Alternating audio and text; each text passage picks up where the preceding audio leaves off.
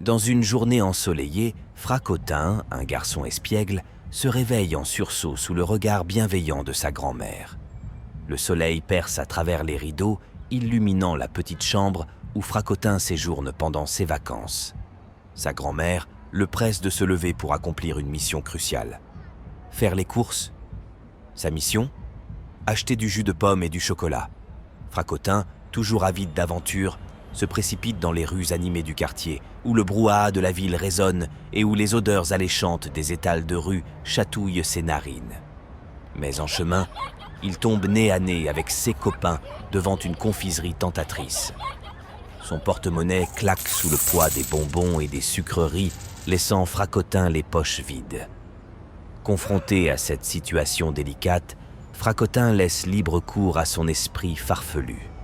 Il aperçoit une crotte de chien sur le trottoir et, avec un sourire espiègle, il l'examine pensant que ça pourrait faire illusion pour le chocolat. Il récupère ensuite une bouteille abandonnée dans une poubelle et y verse son propre pipi, imaginant que cela pourrait passer pour du jus de pomme. De retour chez sa grand-mère, Fracotin est accueilli par l'atmosphère chaleureuse de la maison. Sa grand-mère récupère immédiatement les courses des mains de Fracotin. Ce dernier réalise en regardant les décorations de table qu'aujourd'hui était le jour de son anniversaire, par conséquent, les courses étaient pour sa fête. Sa grand-mère commença à préparer un gâteau. Comme elle avait perdu l'odorat, elle ne se rendit pas compte du subterfuge et se mit alors à préparer le gâteau avec amour.